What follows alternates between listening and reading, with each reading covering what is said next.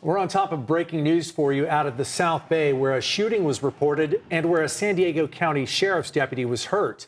Good evening, and thank you for joining us. I'm Carlo Cicchetto. And I'm Anna Laurel, in tonight for Marcella Lee. The undercover deputy is right now in the hospital for unspecified injuries. Now, the shooting was reported around 2 this afternoon near the intersection of the Mile of Cars Way and Hoover Avenue in National City. CBS 8's Elizabeth Sanchez is not far from there and joins us now with the very latest on this investigation. Elizabeth.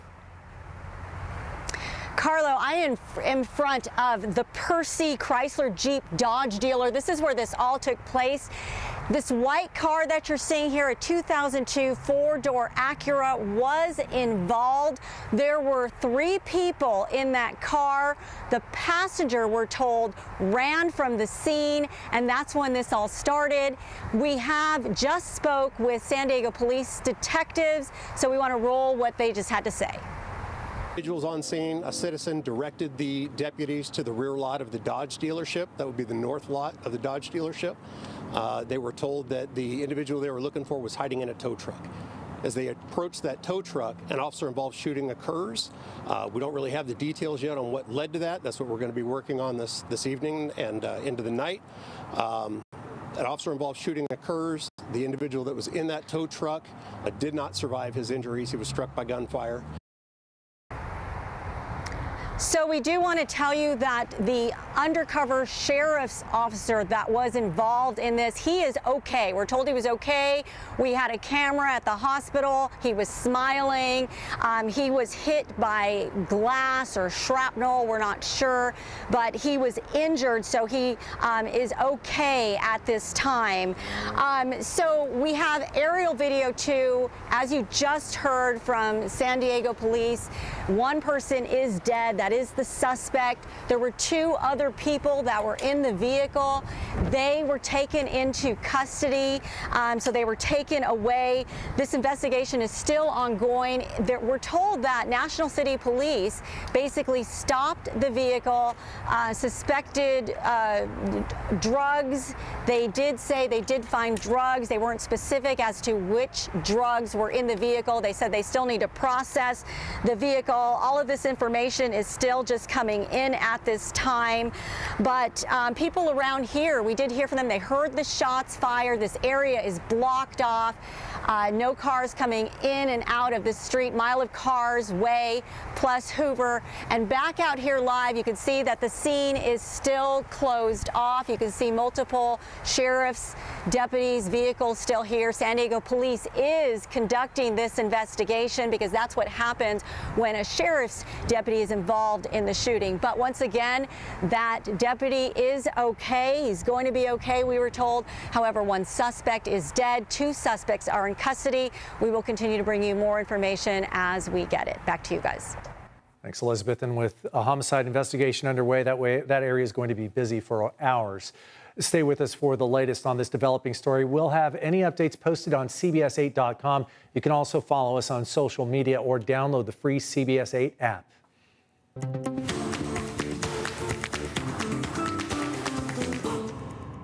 Make sure you look up in the sky this weekend. The MCAS Miramar Air Show kicks off today. CBS 8's Kirsten Holmes is on base with a look at all the fun on display at the largest military air show in the country. I'm here at MCAS Miramar for the 2024 America's Air Show. If you take a look around me, you can see some of the most advanced military aircraft in the world. And if you take a look that way, you can see people enjoying those beautiful aerial displays and, of course, the world-renowned Blue Angels. Take a look at this video we shot earlier today. The show started off with a bang with explosions on the ground as planes got ready to take off in the air. Organizers say this year's show is a testament to the Marine Corps' identity, trajectory, and operational prowess. The theme this year is who we are, where we are going, and how we fight. And the how is everywhere, all around me and up in the air. In Embodying the spirit of innovation and resilience, America's Air Show at MCAS Miramar is an immersive experience into the ethos of the United States Marine Corps. I love this job. Everything I do here is amazing. I love every single moment of it. All the people I work with, everyone in my shop, I give thanks to them every day because, you know, they paved the way for me, made me the person I am here. This is beyond just aircraft. You will see land maneuvers, you will see individual small planes, things will be blowing up, guns will be shooting, but you are safe because you are here on this base protected with our United States military. And we got to support them, so we need to come out. This is important. This is their Olympics. This is a look at what you can expect to see at the 2024 America's Air Show at MCAS Miramar. For everything you need to know before you come out to this free show, go to our website, cbs8.com. Reporting for CBS 8, I'm Kirsten Holmes. Back to you. All right, Kirsten, thank you. New tonight, the ribbon is cut on the trolley's new Copper Line extension in East County. It'll serve 4 stations between El Cajon and Santee every 15 minutes most days. It runs on existing track previously used by the Green and Orange Line trolleys. That means delays on those lines will no longer impact services between the 2 cities. Copper Line service officially starts just after 5 a.m. Sunday morning. City crews are removing bollards along Cass Street in Pacific Beach. They've been there for more than a year, but got mixed reaction. Some say the bollards help slow traffic and people could safely walk or bike with their dogs or children. But others were upset they didn't have a chance to give input before the bollards were installed. City crews showed up to remove the bollards today because of all the controversy. City officials say they'll do things a little differently the next time they want to implement traffic calming measures. We have a CBS 8 follow-up for you tonight about the mother of a 17-year-old student killed in the Santana High School shooting back in 2001. Last month, we caught up with Mari Gordon Rayborn, who told us that her life just fell apart after her son's murder. Mari says she has been homeless for nearly a decade and struggles with her grief and loss. Many of you reached out to us asking if you can help Mari, and as CBS 8's Marcella Lee tells us tonight, there is now a way that you can. This small white sedan is what Mary Gordon Rayborn has called home for the past 9 years. All of her belongings tucked away in bags, all of her memories kept alive in her heart. This almost killed me, losing him. I had him when I was 16, and I'm almost 34 when I lost him, so it was half my life was with him.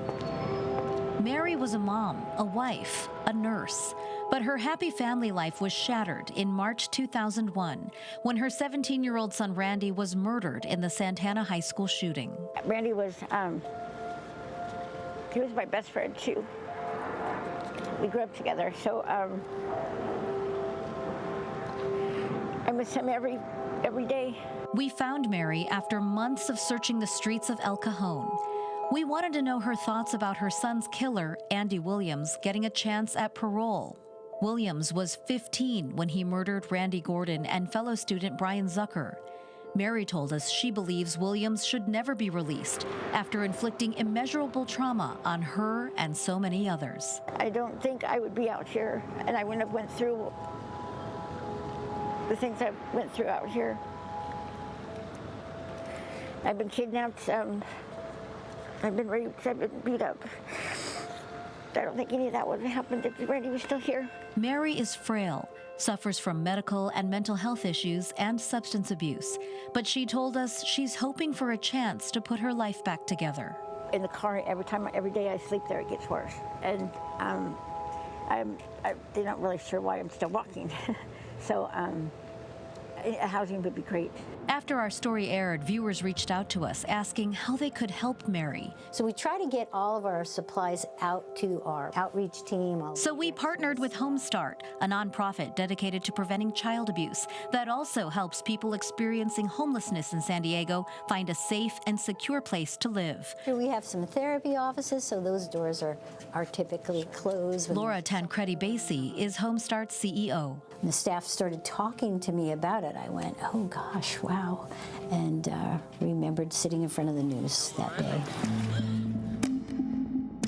Laura remembers watching the coverage of the chaos and tragedy at Santana High and says her heart broke when she saw our story on Mary and the shooting's devastating impact on her life. Something to that magnitude is really considered a catastrophic trauma, a horrible loss that you didn't see coming and done in such a painful, horrific way. You know, as a school shooting is one of the worst things, I think, as a parent and a grandparent, our worst fear that we could ever imagine. Home Start just launched a fundraising website to help pay for a hotel room for Mary until they can find a more permanent option. You know, if somebody wants to donate $5, any amount, we're going to pass that on to Mary, and so we've arranged for a motel room for her, and our goal is, of course, you know, to just be that support that she needs. More than a dozen people have donated to the fund so far,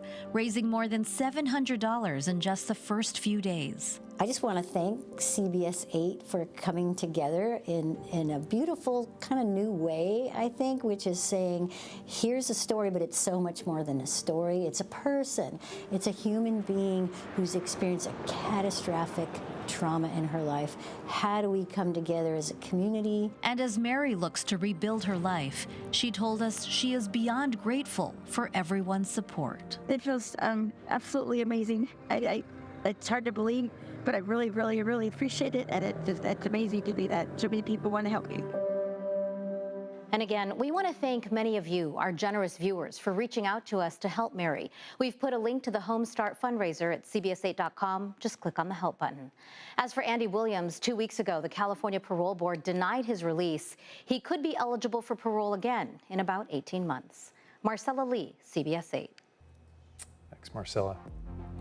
You can see the intersection of people who are a little bit vulnerable to this kind of thing, but a devastating blow with that, and then not having the support and resources available, and that's where you end up. Catastrophic trauma. She's lived it and lives it every day. She's reminded every day she gets in her car to sleep for the night. Let's hope for better for her, and thanks for your support to our viewers. Yes.